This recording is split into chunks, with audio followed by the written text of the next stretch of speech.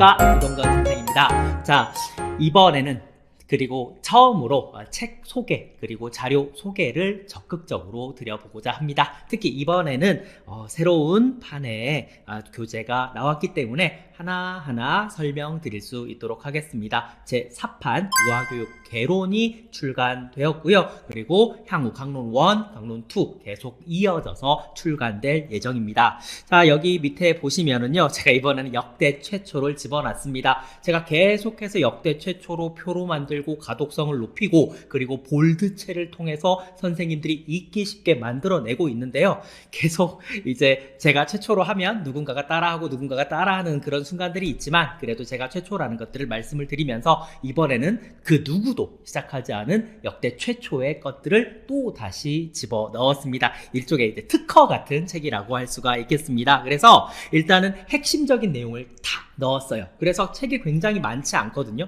굉장히 적절한, 너무 얇지도 않고 너무 두껍지도 않고 10권 이렇게 되는 게 아니라 딱 3권의 책, 그리고 600페이지 내외의 책으로 구성이 되어 있지만 이곳에서 모든 기출문제가 출제가 되었다는 것. 그래서 핵심적인 내용들이 들어가 있고,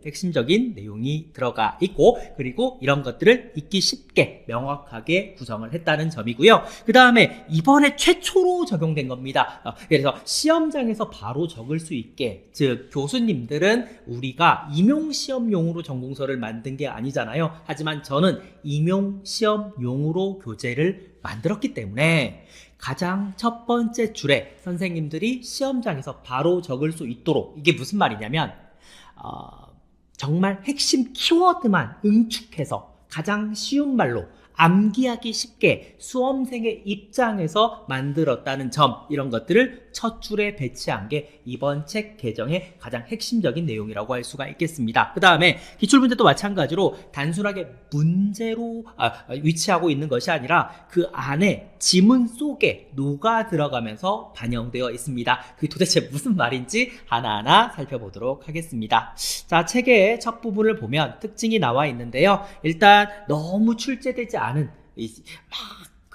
굉장히 안 중요한 부분들에 대한 것들은 과감하게 제거를 했고요. 굉장히 중요한 내용들 위주로 담았습니다. 물론 그럼에도 불구하고 안 중요한 내용을 아예 빼버리면 이제 선생님들이 불안해할 수가 있기 때문에 넣은 상태에서 강의 중에 제가 이 등급이 굉장히 낮으니 이 부분은 좀 적게 봐도 된다. 그래서 C급, D급, E급 이런 식으로 해가지고 중요도를 표기해 줄 예정입니다.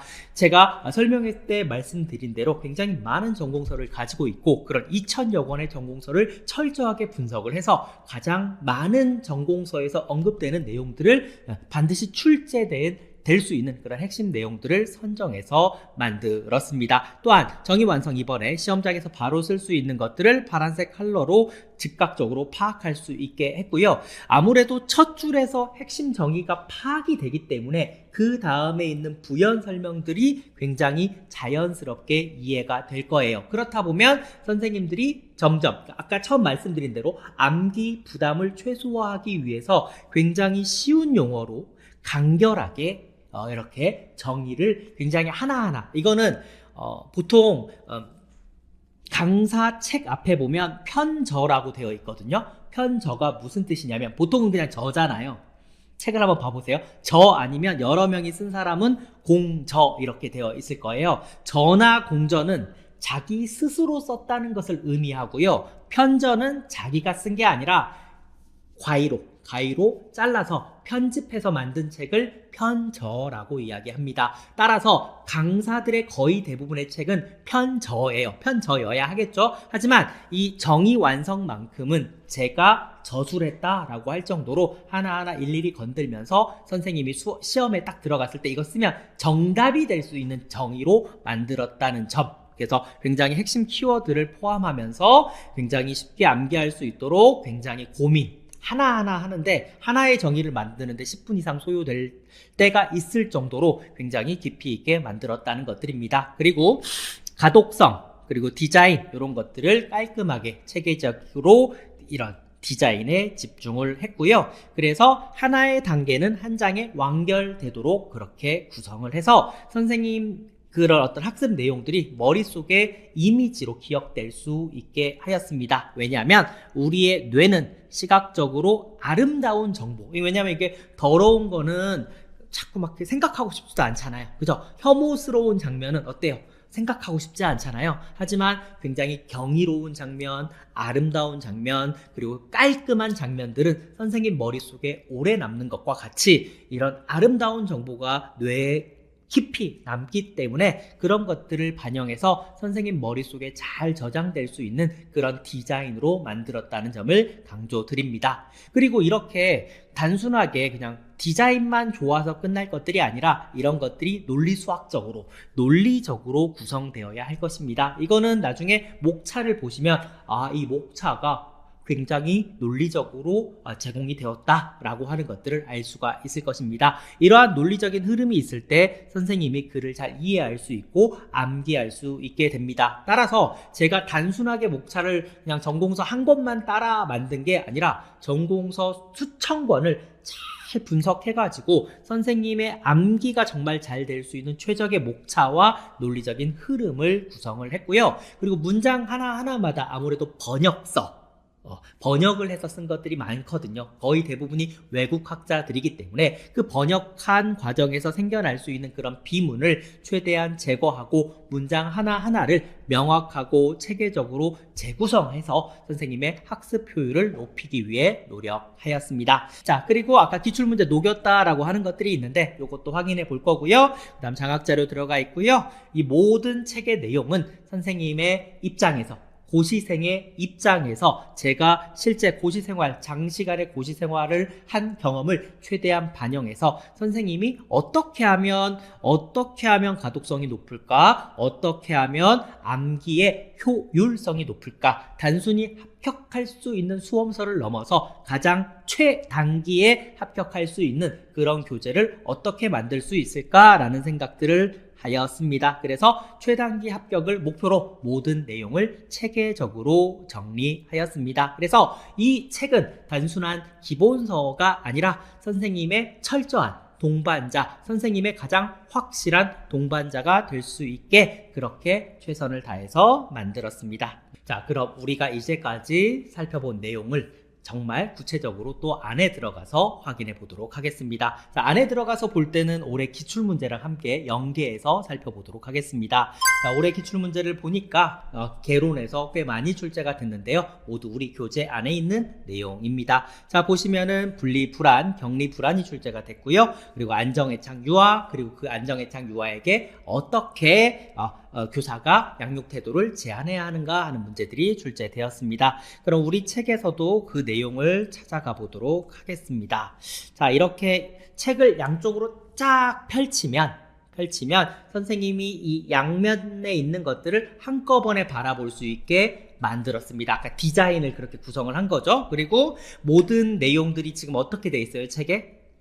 그죠? 따로 표 밖에 있는 글자가 거의 존재하지 아니하고 목차를 제외하고는 모두 다 어디 들어가 있다? 표 안에 들어가 있다는 것들입니다. 표 안에 들어가 있고요. 여기 지금 보시면 자간이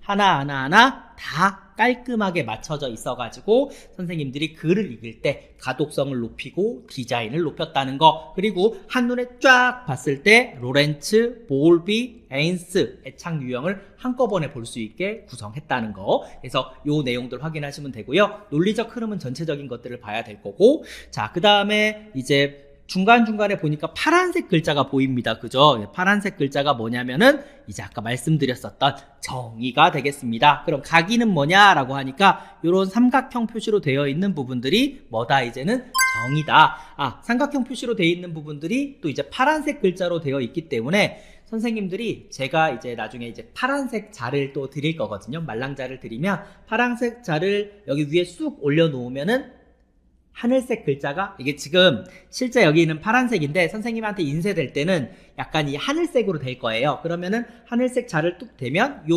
이 부분이 안 보이겠죠. 이 부분이 안 보이잖아요. 그러면 이 부분을 생각했다가 자를 딱 비켜서 이 글자를 확인하고 다시 넣고 이런 식으로 해가지고 교재를 활용할 수도 있습니다. 그죠? 그렇게 해서 활용을 하시면 되고요. 그 다음에 여기에 정의가 나와 있으니까 그 다음 글자는 안 읽어도 되지만 부연 설명을 위해서 그 다음 글자를 읽고, 그 다음에 결정적 시기란 발달을 이룰 수 있는 시기를 말한다. 그리고 부연 설명이 있고, 이런 식으로 읽어 내려가면 되겠습니다. 애착이란 뭐다? 정서적 유대다. 부연 설명으로 읽어내고, 마찬가지로 각각의 단계마다 이제 핵심적인 용어들이 맨 첫 번째 줄에 있습니다. 그런 내용들을 확인하시고 나머지 내용들을 읽었을 때 선생님들의 이해가 좀 더 잘 될 것입니다.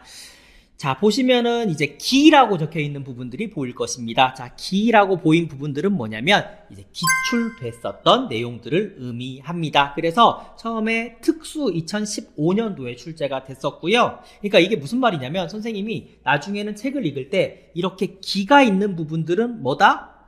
중요한 부분이다 라고 생각하는 거예요. 보세요. 피아제를 볼 때도, 왜냐면 이 앞부분에 행동주의에서는 잘 출제가 안 되기 때문에 이렇게 반두라 출제가 잘 되는 것도 볼게요. 자, 반두라를 보시면 어때요? 여기 보니까 기출이 이렇게 보이죠. 기출 두 개가 보이죠. 근데 언제 출제가 됐는지 보니까 2013년도, 그 다음 2019년도 이렇게 출제가 됐어요. 자, 보세요. 대리 강화가 두 번 출제가 된 거잖아요. 그러면 조만간에 직접 강화 아니면 차기 강화가 언젠가 출제가 되겠네요. 이런 예상을 할 수가 있겠죠. 밑에 보니까 어머나 2022년도에 출제가 되었네요. 이런 식으로 출제의 흐름이 어떻게 되는지를 알 수가 있고 또 우리가 예상해서 행동할 수 있다는 겁니다. 자, 그 다음에 이 내용을 보니까 어때요? 여기는 기출이 한 문제도 없죠. 그러면 무슨 생각을 하면 되냐면 덜 중요한 부분이구나 라고 생각할 수 있는 거고요. 그 다음에 상호결정론 모델도 없죠.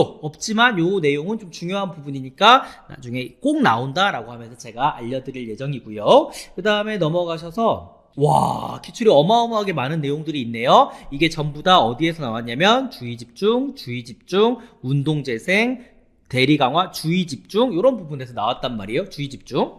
그러니까 그렇다면 여기에서는 이 주의집중, 파지, 운동재생, 그 다음 동기화가 중요하구나 라고 하는 것들을 캐치할 수가 있습니다. 즉 기출문제를 따로 풀면 뭐가 중요한지 잘 알지 못하지만 이렇게 기출 지문 속에 녹아 들어가 있으면 글을 읽을 때도 어떤 부분이 왜 어떻게 중요하다라고 하는 것들을 알 수가 있다라는 것들입니다. 그래서 하나만 더 볼게요.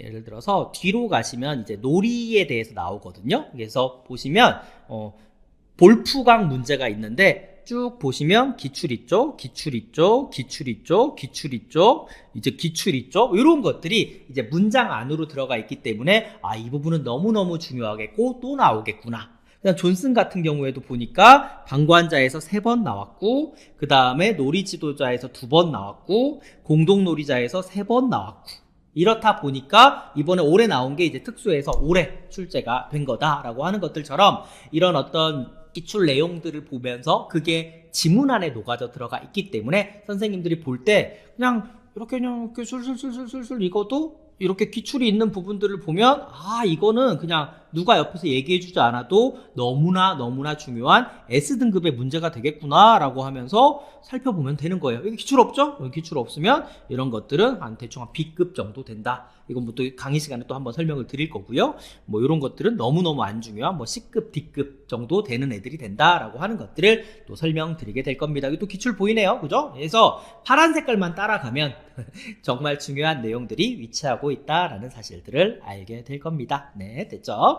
그 다음에 이쪽에 보니까 두 번째 문제를 보니까 물활론적 사고 단계가 출제되었네요. 그러면 마찬가지로 여기에서 물활론을 찾아가시면 됩니다. 마찬가지로 물활론적 사고를 보니까 물활론적 사고에서 1단계부터 4단계까지가 이렇게 나와 있고 이번에 2025년이 이렇게 출제된 것들이 표시가 되어 있습니다. 이런 식으로 공부를 하시면 됩니다. 여기도 보니까 얼마나 많이 출제됐나 보니까 전조작기에서 개념적 사고기에서 상징적 사고기 3개, 자기중심적 사고도 다음 편에 보니까 2개, 그 다음 물활론적도 2개 이러니까 이 밑에 있는 것들도 출제가 될 수 있겠구나 라고 예측을 하게 되는 거죠. 예측을 하게 되고요. 그다음 여기 출제 안 됐으니까 여기에서는 곧 나오겠죠. 그 다음에 전환적 추론도 나왔고 직관적 사고기 3개, 중심화 하나, 그 다음에 이렇게. 그 다음에 가역성에서, 보상성에서, 동일성에서 2개. 앞으로도 자주 나오겠구나. 이것도 한국사 검정 시험처럼 굉장히 기출에서 반복되어 나오고 있구나라고 하는 것들을 교재 내에서 확인할 수가 있다는 거예요. 그냥 단순하게 기출문제를 풀어보는 것들을 넘어서 그 지문 내에서 파악을 할 수 있다. 이렇게 생각하시면 되겠습니다. 마찬가지로 올해 출제가 되었었던 버크에 관련된 내용들도 딱 보시면 이제 하나의 발달 단계잖아요. 하나의 발달 단계이기 때문에 이 안에 착 들어가게 딱 펼쳤을 때 한눈에 보게 되는 거예요. 그러면 선생님 뇌에 이렇게 버크가 들어가는 거예요. 버크가 딱 들어가고 그 다음에 정의 그리고 여기에 기출이 어느 부분에서 어떻게 나왔는지 확인이 되는 것들이죠. 그래서 능력 구축 단계 보니까 2016년도에 출제가 됐잖아요. 그러니까 이번에 2025년도에 또 출제가 된 겁니다. 마찬가지로 앞에 있었던 문제들도요. 개인적, 조직적 환경 안에서 순환 역동적으로 발생한다도 16년도에 출제가 됐었는데 이번에 또 2025년도에 출제가 되는 겁니다. 그래서 이렇게 기출로 표시가 되어 있기 때문에 다시 이런 문제들을 찾아볼 수가 있는 것들이죠. 이런 내용들이 계속해서 보니까 파란 색깔로 맨 위에 지금 정의가 다 기술되어 있는 것들을 볼 수가 있습니다. 그죠? 머레이 성장 단계 같은 경우에도 이제 맨 첫 번째 줄에 가장 핵심적인 내용들이 들어가 있어서 이 내용만을 적어도 이제 선생님이 시험에 합격할 수 있게 그렇게 구성을 하였습니다. 이렇게 되어 있고요. 자, 그러면은 지금 무엇까지 설명을 드린 거냐면 유아교육 개론, 요게 제 5판에 만들어서 있는 것들이고요. 그 다음에 이제 제 5판에서 이제 강론 1과 강론 2가 이제 거듭 점진적으로 계속해서 출간될 예정입니다. 그래서 네이버에 이동건 유아 임용 이렇게 검색을 하면은요. 그 다음에 도서를 더보기 누르면은 이제 제 책이 쭉 나오거든요. 그래서 보시면 전부 어때요? 지금 2022년도에 만들어진 책이잖아요. 그래서 드디어 3년 만에 모두 부분이지만 굉장히 어떤 정의 완성이라든가 이런 부분들이 독특한 방식으로 최초로 그렇게 구성이 되어 있다라고 생각하시면 되겠습니다. 그래서 유아교육 개론, 유아교육 강론 1, 2가 이렇게 개정이 될 예정이고요. 그 다음에 이게 이론서고요. 그 다음에 한 권 더 이제 출간이 될 예정인데요. 이번에는 코어 정의 완성이라는 책이 출간될 예정입니다. 그 코어 정의 완성은 무엇일까? 가장 중요한 정의가 다 적혀 있는 그런 책이 되겠네요. 요거는 지금 제가 만들고 있는 중에 있는 모습을 보여드릴게요. 요겁니다. 요거예요. 그래서 아까 교재랑 좀 비교를 해서 보여드리면은요. 교재에서 보시면 소크라테스, 플라톤, 아리스토텔레스, 중세 이렇게 굉장히 이렇게 책에는 길게 나와 있지만 제가 이렇게 줄여서 만든 책을 보시면 소크라테스, 플라톤, 아리스토텔레스, 중세 이렇게 한 장에 딱 개념만 적혀 있는 것들이고요. 마찬가지로 교육사조를 볼까요? 교육사조를 보시면 교육사조 안에 보면 실학주의, 계몽, 자연, 신인문주의, 그 다음에 실용주의, 진보주의, 본질주의, 항존주의 이렇게 막 길게 설명이 되어 있는데 이런 것들을 충분히 이해하고 난 이후에 나중에 요 교재를 보시면 교육사조가 딱 한 장에 정리가 되어 있다는 겁니다. 그리고 이게 또 파란 색깔로 되어 있기 때문에 어때요? 예, 마찬가지로 하늘색 자를 통해서 옆을 가리고 한쪽면을 이렇게 가리고 저렇게 가리고 그 내용을 살펴볼 수도 있고요. 거꾸로 이쪽을 가리고 왼쪽에 있는 개념을 적어볼 수도 있을 것입니다. 그리고 여기 또 이제 빈칸을 또 이렇게 만들어서 선생님 또 빈칸에다가도 적어볼 수 있게 이렇게 구성을 한 교재도 출간 예정이다라고 생각하시면 되겠습니다. 코메니우스 같은 경우에도 원래 책에서는 굉장히 이제 긴 내용이지만 그렇죠? 이렇게 길죠. 긴 내용이고 로크도 길고 루소도 길고 이런 긴 내용이지만 여기에서는 딱 시험에 나올 내용들로 해가지고요. 코메니우스 한 장, 그 다음에 로크도 한 장, 그 다음에 루소도 딱 한 장 그죠? 오베르랑 오엔 한 장. 이렇게 페스탈로치도 이렇게 해서 한 장. 이런 식으로 해가지고 딱 선생님들이 이제 요약집, 딱 요약자도 간추린 형태로서 볼 수 있도록 또 구성한 것들이 출간될 예정입니다. 사실 요거를 선생님들한테 프린트물로 드리려고 했는데 아무래도 책을 축약한 내용이다 보니까 이게 저작권이 걸려 있어가지고 이제 책으로 이제 출간을 하게 됐는데, 또 책으로 출간하게 되면 또 칼라로 이렇게 되어 있어가지고 또 선생님들이 사용하기에 굉장히 또 편리하게, 그리고 선생님들한테 유익하게 그렇게 사용될 수 있을 것이라고 생각합니다. 자, 여기까지가 어디까지 간 거냐면 이렇게 설명을 드린 겁니다. 자, 그 다음에 마지막 요 이론서는 아닌데 또 기출도 아니기 때문에 여기다가 포함을 시켜놨어요. 2019 개정 누리과정, 2019 개정 유치원 교육과정에 있었던 해설서, 놀이실행자료, 놀이이해자료에 관련된 내용입니다. 사실 이거는 어디 가시면 되냐면요, 아이누리라고 검색을 하시고 요 포털 사이트 안에 들어가시면 누리과정이 나오고요. 그리고 고시문 해설을 클릭을 한 다음에 여기 보시면 놀이 실행 자료도 있고 해설서도 있고 놀이 이해 자료, 그래서 이 세 권의 책을 좀 더 선생님 가독성 높게 만든 교재다라고 생각하시면 되겠습니다. 자, 무슨 말이냐면 그냥 보시면 이게 국가에서 만든 책이거든요. 국가에서 만든 책 같은 경우에는 국가에서 지정한 폰트와 그리고 어느 정도의 글자 크기를 유지를 해야 돼요. 그래서 여백도 굉장히 많고, 그리고 이런 볼드체 이런 게 잘 없어요. 그죠? 표도 없죠. 그래서 이런 식으로 구성이 되어 있는 게 국가에서 만든 누리과정이에요. 이렇게 되어 있죠. 개정 내용은 이렇고 재정립은 이렇게 되어 있고, 그래서 선생님이 만약에 이게 진짜 눈에 잘 들어온다 하면 이걸 보시면 되고요. 저는 선생님들한테 이런 식으로 만들어 드린 거죠. 이런 식으로 만들어 드려서 다 칸 안에 다 들어가게 만들어서 마찬가지로 이제 이론서와 유사하게 다 칸 안에 들어가게 이렇게 네모 안으로, 아까는 이렇게 국가수준 교육과정의 누리과정, 교육과정으로서의 누리과정, 국가수준 이렇게 나와 있다면 여기에서는 교육과정의 누리과정 안에 이렇게 구성을 한 다음에 다시 표로 만들고 국가 수준의 교육과정 이런 식으로 해서 선생님들 시험에 나올 만한 내용들 있잖아요. 이런 것들, 국가가 주체가 된다, 다양성, 만들어가는 교육과정 이렇게 볼드체로 칠해놔가지고 선생님들이 좀 더 시간을 아낄 수 있게, 그러니까 제가 교재를 만드는 모든 것들은 어디에 다 있다? 시간을 아끼는데 다 있다. 결국은 효율성을 높이기 위한 것이 이런 교재들의 목표다. 이 효율성이 높아지면 달성할 수 있는 결과물은 뭐다? 그쵸? 단기 합격이다. 최대한 빨리 합격하는 게 우리의 목표지 않겠습니까? 그렇기 때문에 이렇게 똑같은 교재라 할지라도 누리과정 개정의 취지, 그러면은 여기는 누리과정 개정의 취지, 미래사회에 부응하는 이런 식으로 해서 쭉 줄글로 나와 있잖아요. 그죠?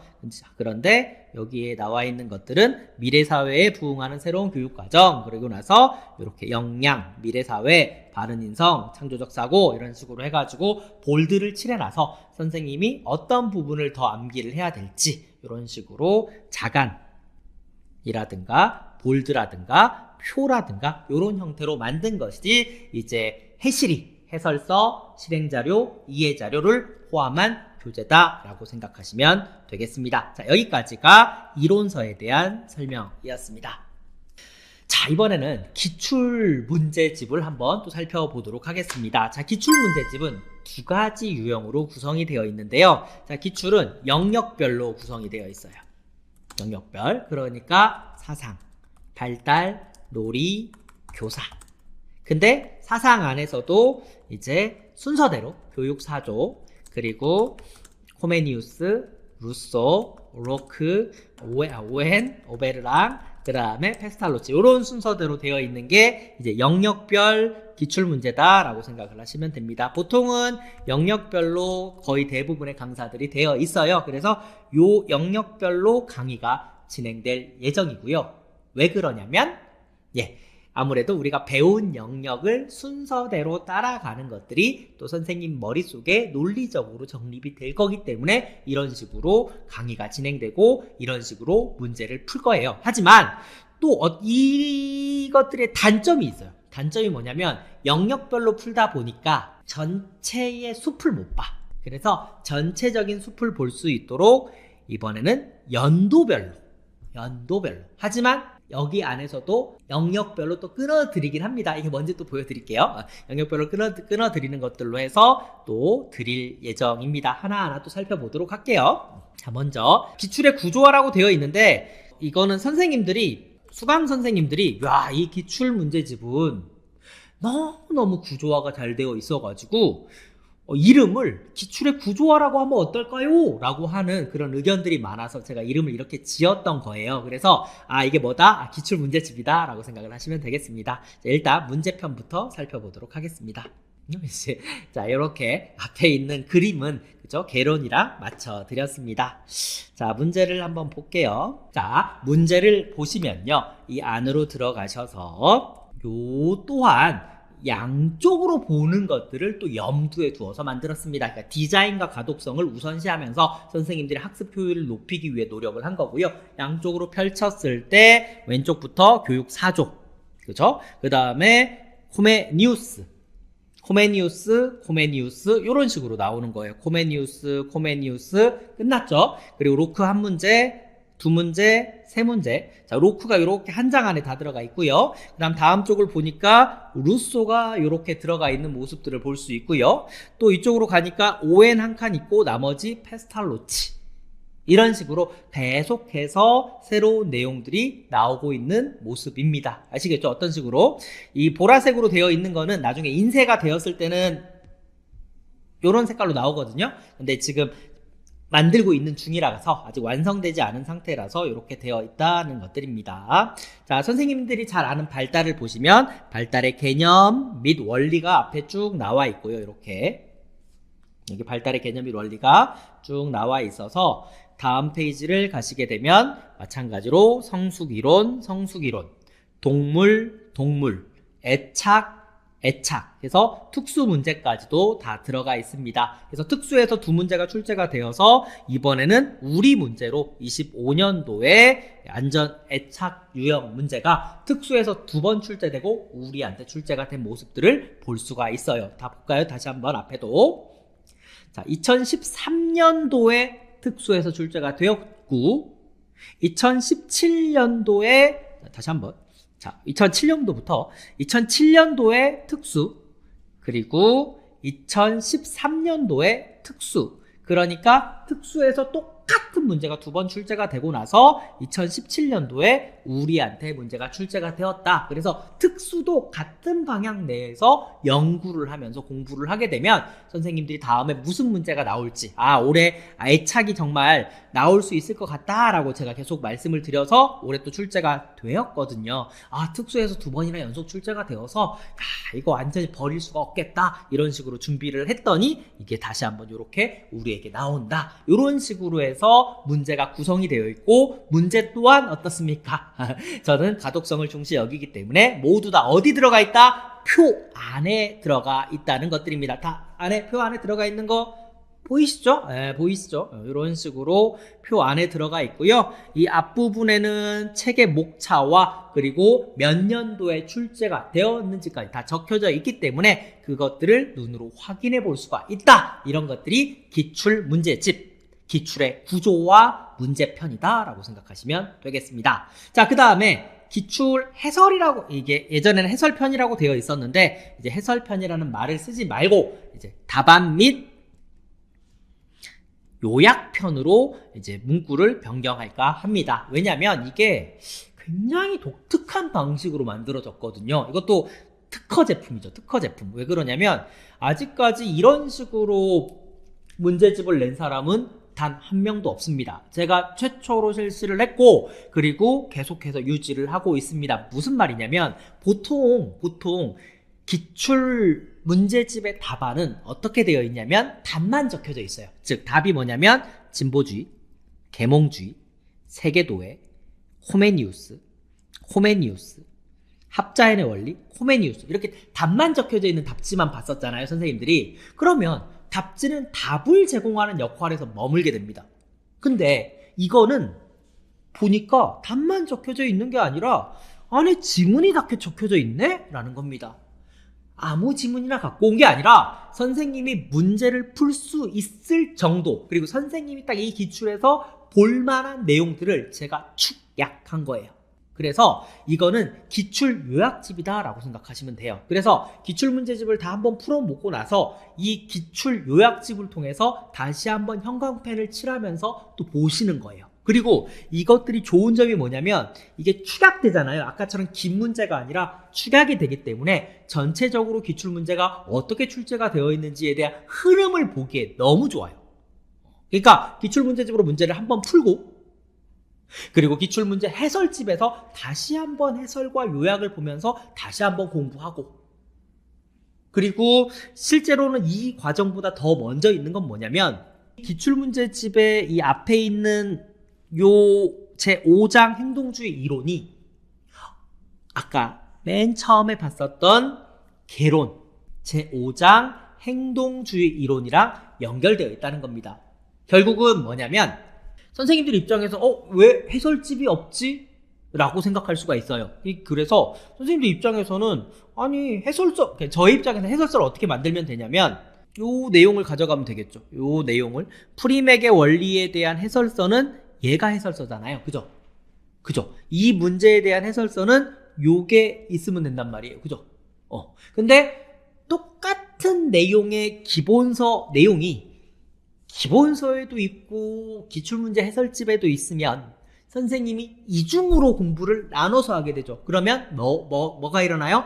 비효율적 현상이 일어나요. 그러면 비효율적으로 공부하면 뭐가 일어나냐면 단기 합격이 아니라 장기 합격이 돼요. 그러니까 되게 오래 공부를 할 수가 있거든요. 그렇기 때문에 기출 해설집은 따로 안 만든 게 아니라 사실은 여기를 통합을 한 거예요. 즉 기출 문제집은 이건데, 이거 반두라 문제잖아요. 반두라 문제인데 그럼 답은 어디에 있냐, 해설은 어디에 있냐 하면 제5장 반두라를 찾아가면, 아까 우리 반두라 보고 왔잖아요. 그죠?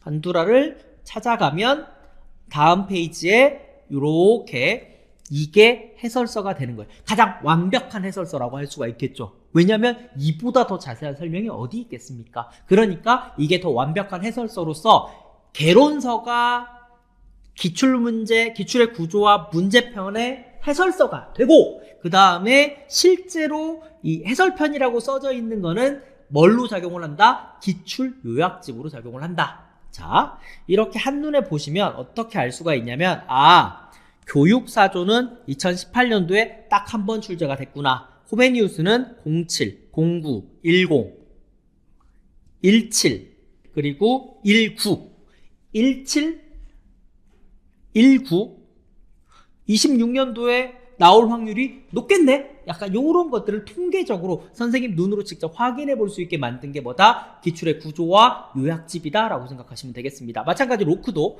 08, 12, 18 이게 마지막이구나. 그러면 26년도에 기출될 확률이 매우 높겠구나 라고 생각을 해볼 수가 있겠죠. 그 다음에 루소 같은 경우에는 또 한 장에 정리가 되어 있잖아요. 루소가 여기 루소, ON, 페스탈로치 이렇게 정리가 되어 있다 보니까 루소는 어떻게 되어 있다? 08, 10, 13 추시 18, 21 얘도 26년도에 나오면 적합하겠다. 약간 이런 식으로 예측하면서 공부할 수 있게 되어 있습니다. 그래서 나중에 숫자도 적어볼 수 있어요. 코메니우스는 교육사조는 한 번 출제가 됐고, 그 다음에 코메니우스는 4번 출제가 됐고, 4번 출제가 됐고, 여기까지 하면 5번 출제가 됐고, 그다음 로크는 3번, 그리고 루소는 하나, 둘, 셋, 넷, 5번 출제가 됐고, 이런 식으로 ON 1번, 페스탈로치 몇 번, 이런 식으로 하면서 전체적으로 중요도가 어디에 있는지까지도 기출을 풀면서 바로바로 논리적으로 분석할 수가 있다는 것들입니다. 이렇게 하는 거예요. 이렇게 하는 거고, 또 이제 선생님들한테 익숙한 발달로 한번 보시면, 자, 발달 보세요. 발달 보시면은 특수 0713 아까 이 특수 문제가 이쪽으로 간 거죠. 답 한번 확인해 볼까요? 답이 사회문화적 적합성, 그죠? 07년도에. 자, 그 다음에 13년도에 답이 뭐죠? 사회문화적 적합성. 자, 그 다음에 17년도에 답이 뭐죠? 사회문화적 적합성. 이렇게 오는 거예요. 이렇게 오는 거. 이게 되시겠죠? 그 다음에 사상을 선생님들이 잘 모르긴 하지만 그래도 한번 보실게요. 예를 들어서 듀이를 볼까요? 아니면 프레벨을 볼까요? 프레벨은 좀 익숙하시잖아요. 그래도. 그래서 프레벨 보시면 여기 보시면 신성이 나와 있는 거 보이시죠? 신성이 나왔죠? 옆에 가니까 다음에 뭐가 나오는가 봤더니 또 신성이 나오는 거 볼 수가 있겠죠? 그래서 계속 그 지문 안에서 계속 나오거든요. 계속 나온다. 이런 과정들을 보시면 돼요. 그 다음에 작업, 신성, 통일성. 신성이 나오니까 그 위에 있는 통일성이 나온 거고요. 그 다음 음물, 작업. 왜냐면 위에 작업이 나왔었잖아요. 작업 옆에 있는 게 뭐예요? 음물. 그죠? 그 다음에 다시 15년도에서 19년도에 가서 페스탈로치의 영향을 받은 사상가 중에서 유아의 본성을 신성으로 간주한 사람이 누구냐? 그러면 우리가 신성을 계속 풀었잖아요. 그러면 신성을 간주한 사람은 프레벨이고, 그럼 프레벨이 만든 건 뭐냐? 음물. 그래서 지금 기출이 어때요? 다 연결되어 있다는 것들을 볼 수가 있습니다. 이런 것들을 어디에서 확인해 볼 수가 있다? 요약집에서 확인해 볼 수가 있다. 요약집에서. 하나 더 할까요? 듀이 볼까요? 듀이를 보시면 듀이는 계속성의 원리와 상호작용의 원리를 이야기했대요. 그리고 나서 또 경험을 이야기합니다. 그렇죠?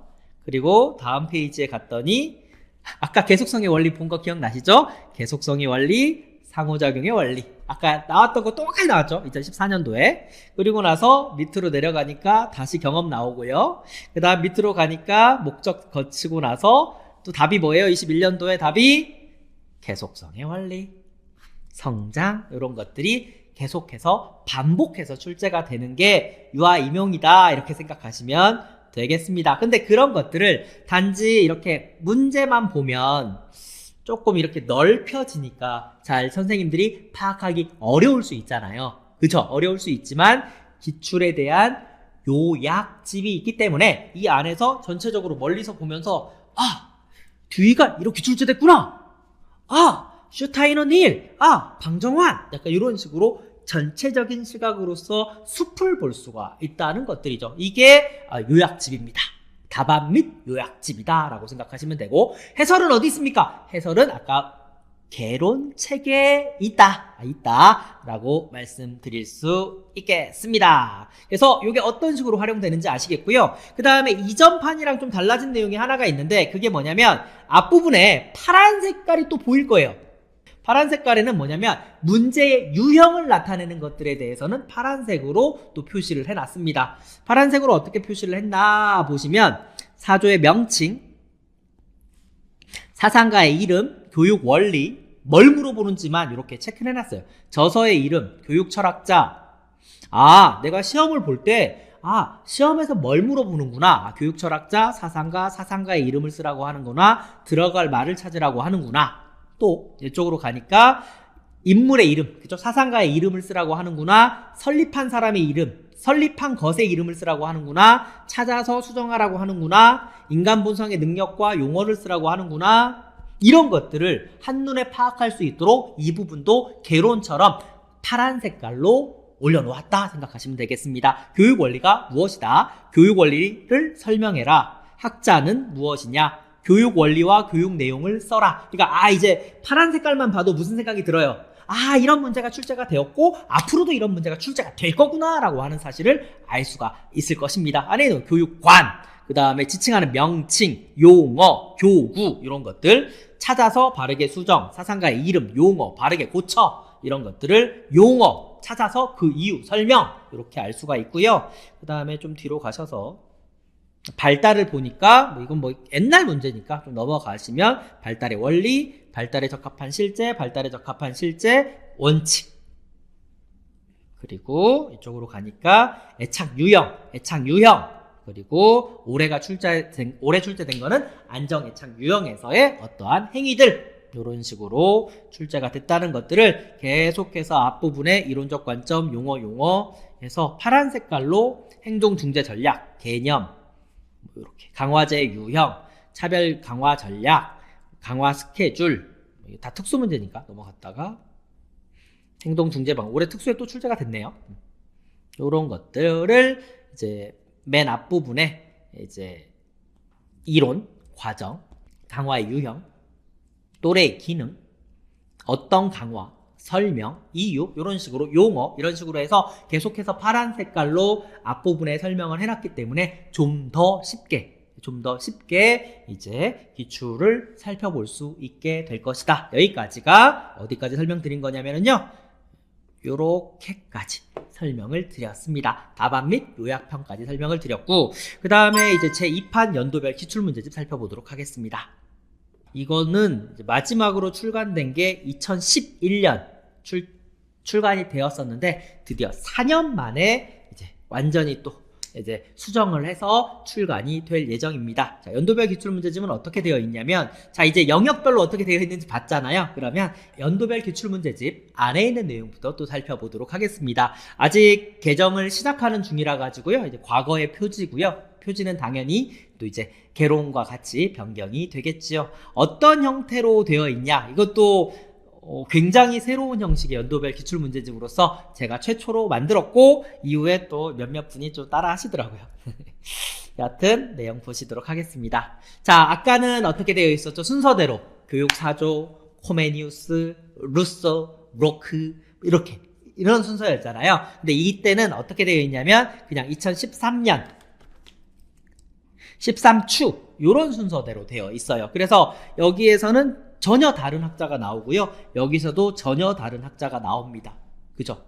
여기에 장점은 뭐냐면 14년, 15년 이렇게 연도별로 어떤 학자가 어떤 순서대로 그리고 어떠한 문제 형식대로 진화가 되어가고 있는지를 살펴볼 수 있어요. 진화. 어떤 방식으로 변경되는지. 물론 영역에서도 당연히 살펴볼 수 있죠. 똑같은 반두라인데 13년도의 문제와 19년도의 문제는 다를 거 아니에요. 그죠? 영역 안에서 살펴보는 것과 그리고 연도별 같은 경우에는 이제 전체적인 연도로 살펴볼 수 있다는 장점, 그리고 그 무엇보다도 이게 진짜 시험 문제 유형이잖아요. 진짜 시험 문제. 아까 영역은 제가 여기에서 몬테소리 자르고 그 다음에 게젤 자르고 발달 자르고 이렇게 자른 건데, 이렇게 자른 거를 보는 것도 효과적이긴 합니다만 실제로 출제가, 그러니까 선생님이 진짜 시험장에서 들어가서 푸는 문제 형태는 이 전체 문제잖아요. 그렇기 때문에 어떤 실전 연습을 한다라고 생각할 때는 이제 연도별로 묶어져 있는 내용을 푸는 것이 좋겠죠. 그렇게 해서 사상이 계속해서 2018년, 2019년, 2021년 이런 식으로 해가지고 연도별로 그 원본 그대로의 형태로서 볼 수 있도록 구성된 것들을 제공한다는 것들입니다. 그래서 마찬가지 발달도 2013년 이전은 좀 과거의 것들이기 때문에 2013년도 이후에서 2025년 것까지 구성을 해서 이렇게 만들 예정입니다. 이렇게 구성을 해서 드릴 예정이에요. 이런 것들이 연도별 기출이다. 자, 결국은 정확히 이야기하자면 이게 연도별, 영역별 기출문제집이 되는 거죠. 연도별로 되어 있는데 그 안에서의 영역으로 되어 있는 것들이니까. 그리고 나중에는 뭘로 풀면 되냐면 진짜 원본 기출문제를 풀어보시면 됩니다. 이거는 어디 가면 되냐면 평가원 사이트에도 있고요. 우리 카페에도 모두 있습니다. 카페에서 모든 문제를 다 모아서 제가 드리거든요. 진짜 원본이 뭡니까? 저 아까 맨 처음에 보여드렸던 요게 진짜 원본이죠. 그죠? 요렇게 해가지고 진짜 원본 형태로 푸는 것이 이제 기출의 선생님들 맨 마지막 퀘스트다 생각하시면 되겠습니다. 순서 어떻다고요? 자, 먼저 영역별로 풀어봅니다. 요약집도 풀어봅니다. 그리고 나서 실전처럼 풀고 싶다 그러면은 연도별로 풀어봅니다. 자, 이것도 이제 괜찮다 하면 이번에는 진짜 원본 기출문제로 풀어봅니다. 요 순서로 나아가시면 됩니다. 여기까지가 기출이었습니다. 이번에는 자료 한번 알아보도록 하겠습니다. 자료, 어떤 자료가 있나를 살펴볼게요. 자, 자료에는 보니까 구조화 자료 처음부터 끝까지 구조화 자료 이렇게 되어 있습니다. 구조화 자료 원본 글자 빈칸을 하나하나 보여드리도록 하겠습니다. 자, 구조화 자료가 원래 강의할 때 보여드리는 구조화 자료는 이것입니다. 자, 위에 보시면 목차가 있죠. 목차가 쭉 있어요. 그래서 뭐 코메니우스부터 해서 루크로스, 오베르랑, 오엔, 페스탈로츠, 프레벨 뭐 이런 식으로 넘어가고 있습니다. 그 다음 발달 같은 경우에는 성숙, 정신분석, 행동주의, 인지발달, 피아제, 비고츠키 이런 식으로 진행이 되고 있단 말이에요. 그죠? 이런 것들을 이제 여기에서 링크를 누르면 안으로 또 들어갑니다. 또 들어가서 이제 발달의 개념이 원리에는 무엇이 있는지, 그리고 발달의 기제, 발달에 적합한 실제 이런 내용들이 쭉 나오게 됩니다. 다시 돌아가셔서 이번엔 놀이를 클릭해보면 놀이의 특성, 놀이와 탐색, 놀이와 학습, 그 다음에 고전적 놀이이론, 현재적 놀이이론 이런 것들이 이제 구조화, 머릿속에서 딱 만들어낼 수 있게 구조화되어 있습니다. 결국은 이 구조화 자료를 본다는 것은 무엇을 본다는 의미냐면은 얘를 보는 거예요. 얘를. 목차를 보니까 고대 교육사조, 아까 기출문제집도 이 순서로 되어 있죠. 호, 로, 루, 그리고 오, 페, 푸, 프레벨 이런 식으로 되어 있다는 것들이죠. 그래서 근데 이게 목차로 보는 것들도 선생님 속에 많이 논리적 구조화를 이룰 수는 있지만 이것들을 다시 그림처럼 만들어서 선생님 뇌에 이제 가독성 있는 디자인으로 구성을 해서 집어넣는 것들이 구조화 자료다라고 생각을 하시면 됩니다.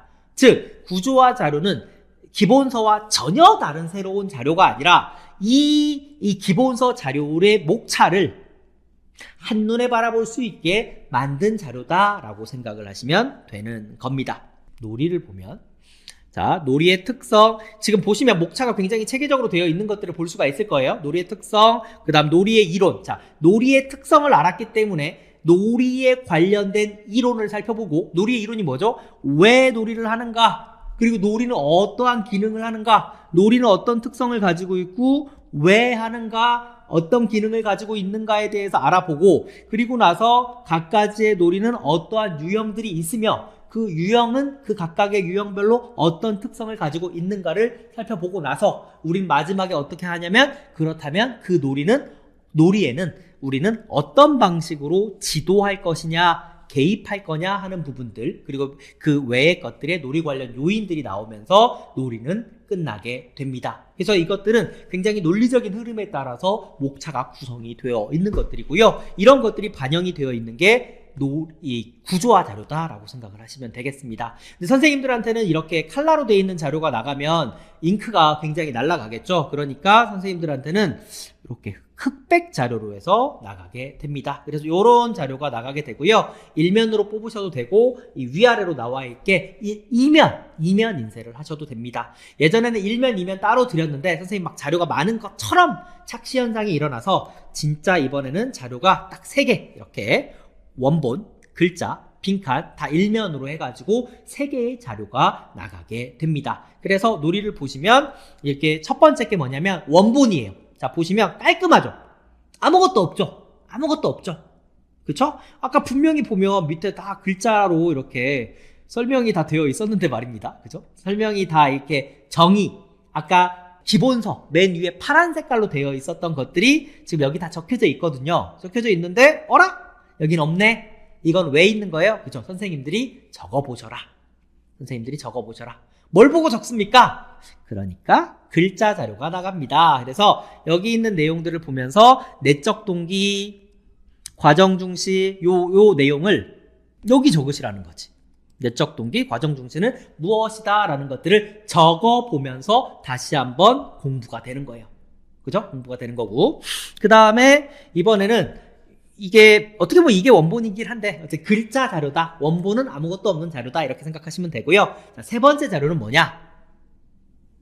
세 번째 자료는 이번에 이게 여기가 빈칸으로 되어 있어요. 그죠? 그러면 여기에 들어갈 말은 뭐냐라고 하는 것들이죠. 이 또한 이전 자료를 보면서 내적 동기구나. 그럼 여기다가 내적 동기 이렇게 적어 보시는 거고, 그 다음에 아까 여기에서는 유아 내부에서 에서 하면서 여기에서 글자를 적어보는 거고, 그래서 굉장히 다양한 방법으로 복습할 수 있고 빈칸을 넣어볼 수 있는 것들을 전체적인 구조와 자료 안에서 형성할 수 있도록 만들었습니다. 그렇게 해서 이 세 가지의 자료를 토대로 해서 기본서를 좀 더 입체적으로 만들어주는 그런 과정으로 전체를 구성하게 되었습니다. 자, 거의 설명이 끝난 것 같네요. 그죠? 진짜 원본 기출문제집은 PDF 파일로 제공이 되는 거예요. 제공이 되는 거고. 자, 이렇게 해서 전체적으로 이론서 5권. 그쵸? 5권. 그 다음에 기출 3권. 그 다음에 자료 3가지에 대해서 말씀을 드렸습니다. 물론 지금 설명을 안 드린 거는 이제 논술인데요. 논술은 또 따로 영상을 제작해서 업로드 드릴 수 있도록 하겠습니다. 자, 여기까지 좀 설명을 드렸고, 이제 맨 마지막은 뭐냐면 이 모든 자료가 어떻게 연계되어 있고 어떻게 선생님이 활용을 하면서 공부를 해야 되는지에 대해서 설명을 드리도록 하겠습니다. 예전에 초수에 합격한 선생님이 저 자료를 어떻게 말씀을 해주셨냐면, 선생님의 자료는 거미줄과 같다라고 설명을 해줬어요. 뭐냐면 하나하나가 낱개로 존재하는 게 아니라 다 하나하나가 거미줄처럼 연결이 되어 있어서 이게 여기 있고 여기 이게 있고 이게 여기 있어서 하나를 공부하면 여러 번 계속해서 자동으로 반복될 수 있는, 자동으로 암기가 될 수 있는 그렇게 자료가 구성되어 있다라고 하는 것들입니다. 물론 이 모든 자료는 자료 그 자체만으로 보다도 제 강의가 또 엮어지면서 모든 것들이 하나의 완성체가 되어 가겠죠. 당연한 거죠. 네. 그렇게 해서 그 순서를 좀 말씀을 드릴게요. 자, 우리 초수다라고 생각을 하면서 보세요. 자, 처음에는 이제 예습을 해야 되잖아요. 근데 예습을 할 때 깊이 있게 예습을 할 필요는 없습니다. 복습에 좀 더 많은 힘을 쏟을 필요가 있고요. 그러면 뭐만 보면 되냐면, 이제는 뭐만 보면 된다? 파란 색깔만 보고 오면 됩니다. 파란 색깔만. 파란 색깔로 보고, 근데 기출이 없잖아요, 지금. 기출이 없으면 좀 가볍게. 그러니까 항상 말하지만 공부에는 뭐가 있어야 된다? 경과 중이 있어야 된다. 가볍게와 무겁게가 있어야 된다. 기출이 없으면 가볍게, 기출이 있으면 중하게, 경하게, 중하게, 이것들을 잘 이용을 해서 예습을 해온다. 모든 글자를 읽을 필요 없습니다. 뭐만 읽으면 되죠, 이제? 파란 색깔만 읽으면 됩니다. 파란 색깔 읽으시고요. 몇 개 읽을 게 없어요. 솔직히 얘기해서 파란 색깔만 읽으면 뭘 읽는 거냐면 이것만 읽는 거잖아요.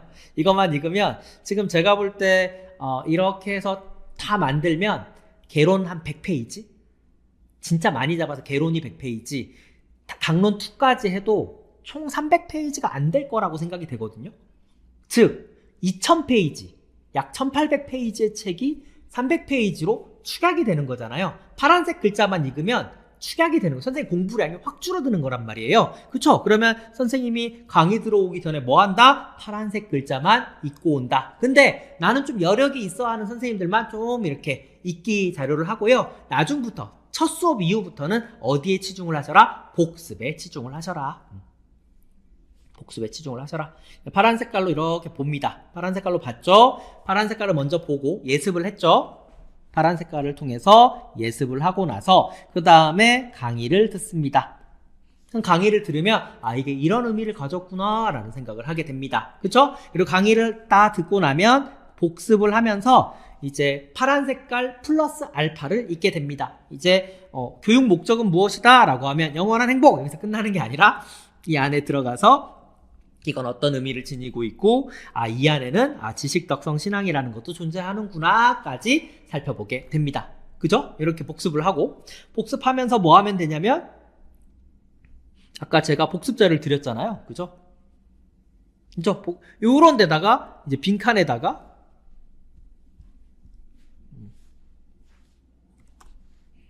이런 빈칸을 채워보는 거지. 교육사조들을 하나하나 적어보고, 그 다음에 이게 교육사조 이런 것들도 하나하나 적어보면서 복습을 하게 됩니다. 가장 쉬운 복습이죠. 복습을 하고 나서 이제 좀 더 나중에 복습을 할 때 회독이 넘어가게 되면 그 다음에는 요런 데다가 글자도 적어봅니다. 이 제일 어려운 거죠. 제일 어려운 거예요. 글자를 적는 게 제일 어려운 건데 처음에는 모르니까 보면서 적고 나중에는 또 이제 백지에다가도 적어보고 꼭 여기 밑에만 적어야 되는 거 아니잖아요.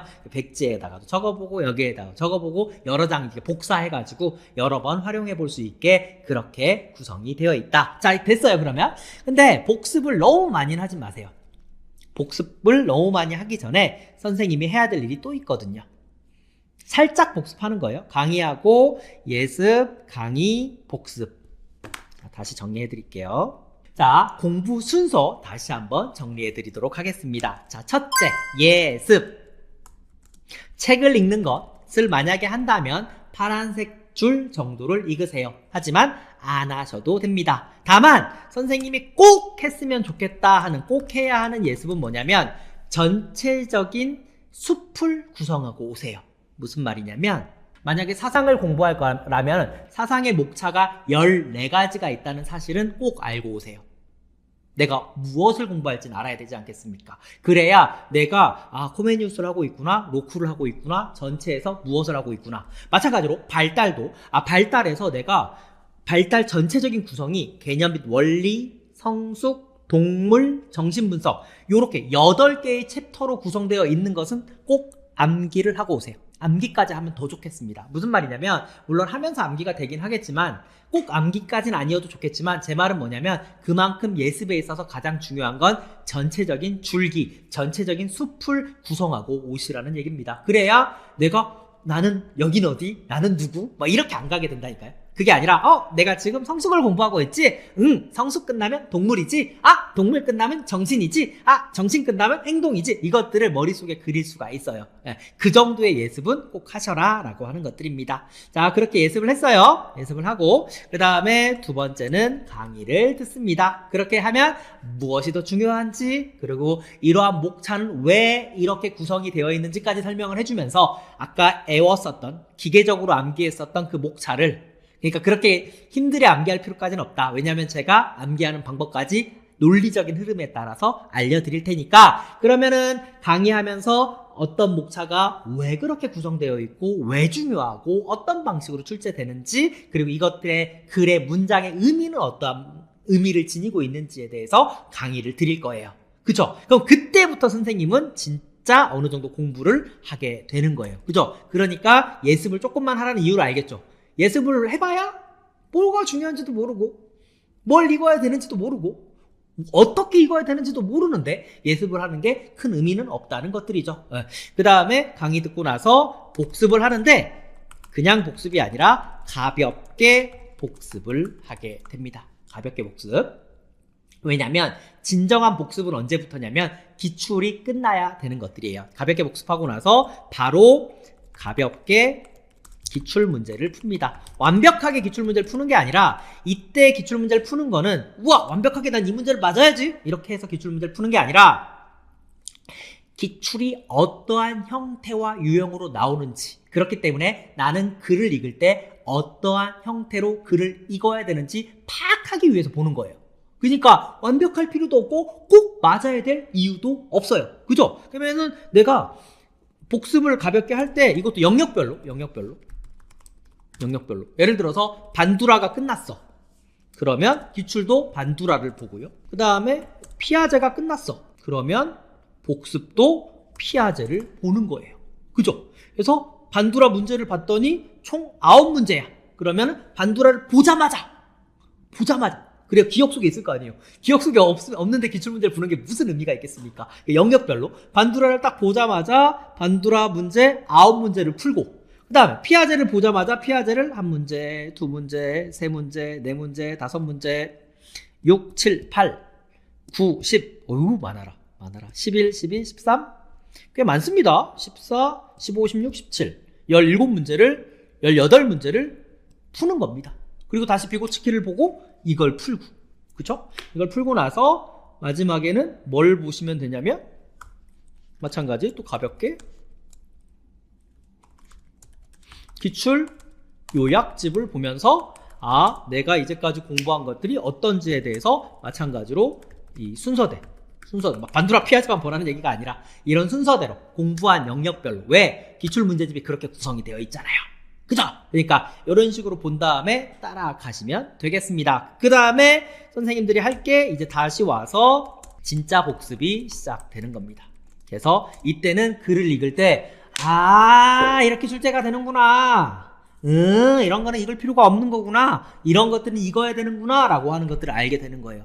야, 이런 자질구레한 것들은 29년 동안 단 한 번도 출제가 된 적이 없고, 따라서 향후 29년 향후에도 출제가 될 가능성이 거의 없겠구나. 그렇다면 나는 진짜 나올 문제를 먼저 염두에 둬서 공부해야 되는구나. 그것만 해도 충분히 합격할 수가 있고 충분히 수석할 수가 있지 않겠냐. 이거 하고 정말 잘 되면 플러스 알파로 더더더더 공부를 하겠다. 그래야 뭐가 된다? 최단기 합격이 되는 거지. 처음부터 막 이것저것 막 자질구레한 것들 공부하는 게 아니다. 코어가 중요하다, 핵심이 중요하다 라고 하는 것들을 말씀드리는 겁니다. 그렇게 해서 진짜 복습으로서 이때는 뭘 읽으면 되냐면, 그죠? 이때 진짜 책을 읽게 됩니다. 그리고 이 과정에서 책 읽는 것을 도와주는 친구가 구조와 자료입니다. 구조와 자료는 뭡니까? 구조와 자료는 특별한 뭐다? 목차다. 목차는 뭐다? 그쵸? 빌 게이츠가 만든 마이크로소프트의 폴더의 제목이 목차다. 그 목차를 더블 클릭해서 들어가는 것들을 머릿속에 서랍이라고 이야기하고, 그러한 서랍이 논리적으로 구성될 때 선생님의 인출이 굉장히 논리적으로 자연스럽게 나올 수밖에 없다라는 것들입니다. 됐죠? 됐고, 여기까지. 그쵸? 그 다음에 그렇기 때문에 여기에서 도와주는 자료가 구조와 맨 처음에 하는 게 빈칸 자료, 그 다음 두 번째 하는 게 원본 자료, 그리고 이것들을 모두 도와주는 게 뭡니까? 글자 자료. 다시 한번 빈칸 자료를 보시면 처음에는 제일 쉬운 건 뭐냐면 이렇게 빈칸 있는 데다가 이건 단답형이잖아요. 단답형으로 씁니다. 그죠? 책을 읽고 그 파트를, 예를 들어 현대의 교육사조 읽었으면 적으시는 거죠. 자, 아까처럼 선생님들이 가장 이제 익숙한 피아제를 가보도록 하겠습니다. 피아제를 보시면 그죠? 가서 이해의 틀은 뭐고, 도식이구나. 맞추어가는 것은 무엇일까? 동화, 조절, 평형화, 이런 것들을 직접 적어 보시고, 동화, 조절, 평형화를 적어 보시고, 간 다음에 이게 상징적 사고도 적어보시고, 자기중심적 사고도 적어보시고, 이번 시험 문제 나왔었던 물환론적 사고도 적어보시고, 이렇게 적어보는 단답식을 먼저 하고, 그것도 이제 파트별로, 영역별로. 그러니까 영역별로 얼마나 복습이 되는 겁니까? 그죠?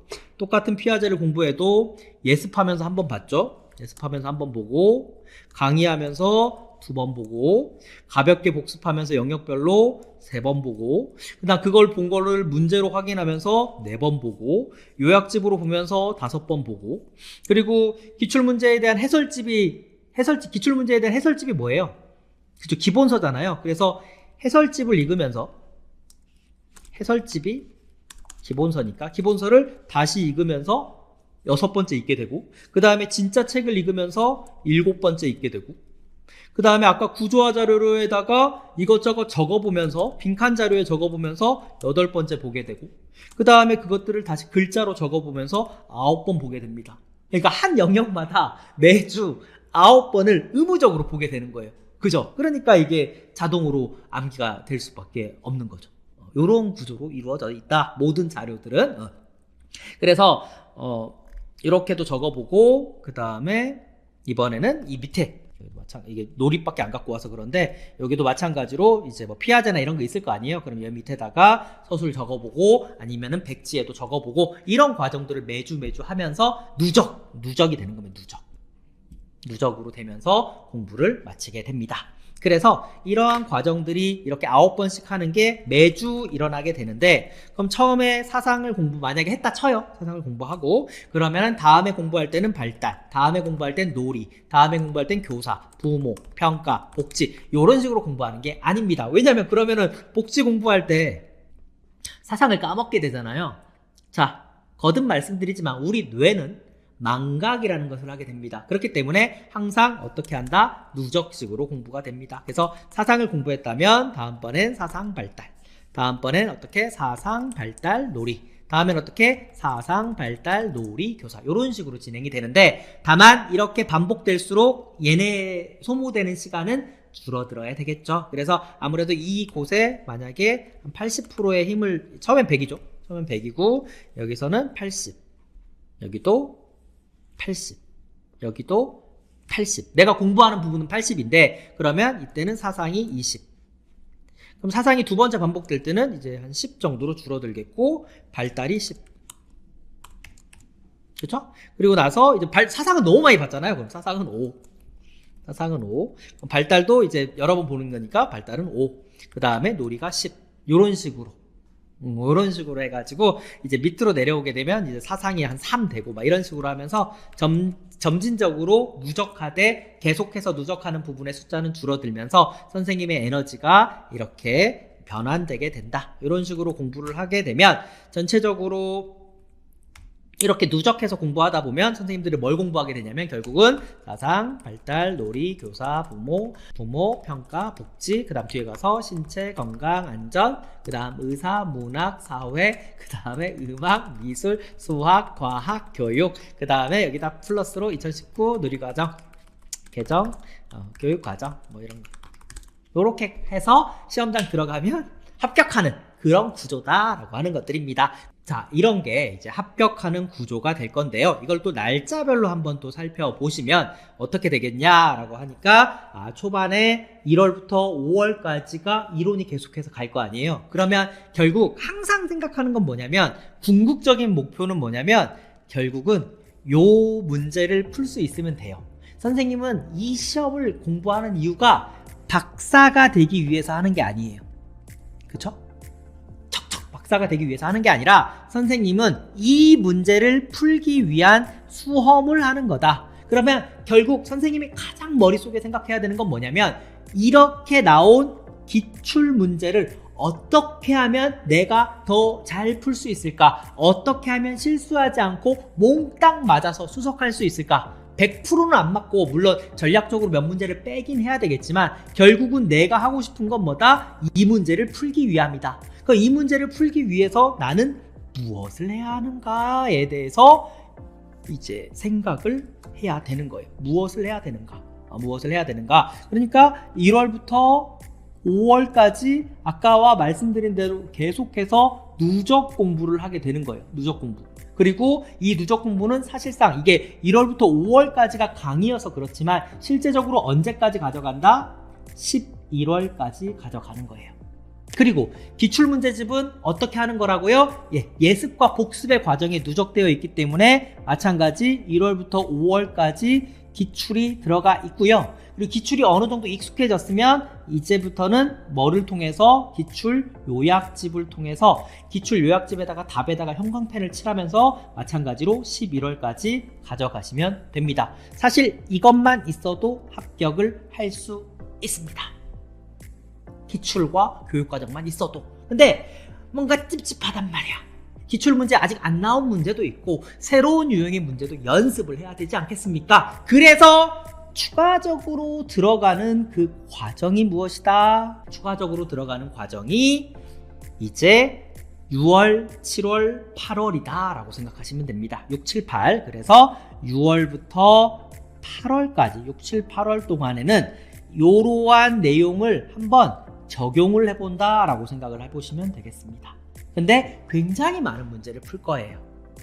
제 강사 역사가 담겨져 있는 약 7년이죠. 7년간 쭉 출제가 됐었던 전범위 모의고사, 진도별 모의고사, 학교 모의고사, 종강 모의고사 모든 것들을 포함하되 이제 불필요한 문제들은 삭제하고 논리적으로 다시 재구성한 그 문제를 진도별 모의고사에서 만나게 됩니다. 이거를 통해서 다시 한번 복습을 하는 거죠. 그래서 사실상 아까 여기 19번까지 복습이 되어 있지만 계속해서 누적 복습을 한 다음에 한 30번, 40번, 50번 이렇게 보고 나서 그런 것들을 다시 진도별 모의고사에서 복습을 하게 됩니다. 학습을 하게 되고요. 그리고 나서 이제 거의 갑벽한 상태가 되기 시작하면서 마지막에 전범위 모의고사를 9월, 10월에 이게 연습이죠. 이때부터는 연습을 하면서 시험장에 들어가시면 합격할 수밖에 없는 상황으로 이르게 될 겁니다. 그리고 그렇게 만들어야 하고요. 그리고 가장 빠르게 만들어야 된다는 것들이죠. 길어지지 않게 그렇게 해서 내가 어떤 방식으로 조직하고 어떤 방식으로 나아갈지에 대해서 거듭 고민하면서 나아가야 된다. 그래서 매일 아침에 선생님이 일어나면 뭘 보는 게 좋다? 항상 이 기출문제 이런 것들을 딱 보면서 야, 내가 진짜 이것만 다 맞으면 공립유치원 교사가 되어 있을 텐데 말이야. 그렇다면 이 문제를 막기 위해서는 나는 어떠한 행위들을 해야 될 것인가, 오늘을 어떻게 보내야 될 것인가에 대해서 뭐 하루 종일 10분씩 쳐다보라는 게 아니라 5초 10초만이라도 한 번 정도 생각을 해보고, 그쵸? 그래서 뭔가 화장대 앞에서 뭔가 그 짜투리 시간들 있잖아요. 그럴 때마다 어떻게 공부를 하면, 어떻게 암기를 하면, 어떻게 누적을 하면, 어떻게 복습을 하면 내가 합격을 할 수 있을까를 거듭 내가 생각을 하면 그 무의식이 나를 좀 더 가까운 합격으로 이끌게 될 겁니다. 그러면서 늘 나는 꼭 최종 합격할 것이다. 나는 내년에 요 시기에 지금 공립유치원에서 이런 교사의 역할을 하고 있을 것이다 라는 것들을 꿈꾸면서 2025년 그리고 2026년 대비 그런 시험을 잘 준비해 보셨으면 좋겠습니다. 자, 여기까지 우리 교재 그리고 자료 그리고 전체적인 공부 방법에 대해서 설명드렸습니다. 혹시 조금 좀 부족했었던 부분이 제가 막 하려고 많은 것들을 담다 보니까 좀 더 추가적인 설명들이 필요하다면 조만간에 있을 라이브 간담회라든가 아니면은 중간중간에 있을 소통의 시간 그리고 아니면 카페의 질문 답변 아니면은 강의 시간 이런 것들을 통해서 좀 더 추가적인 설명을 더 해드릴 수 있도록 하겠습니다. 오늘은 여기서 마치겠습니다. 안녕. 안녕히 계세요.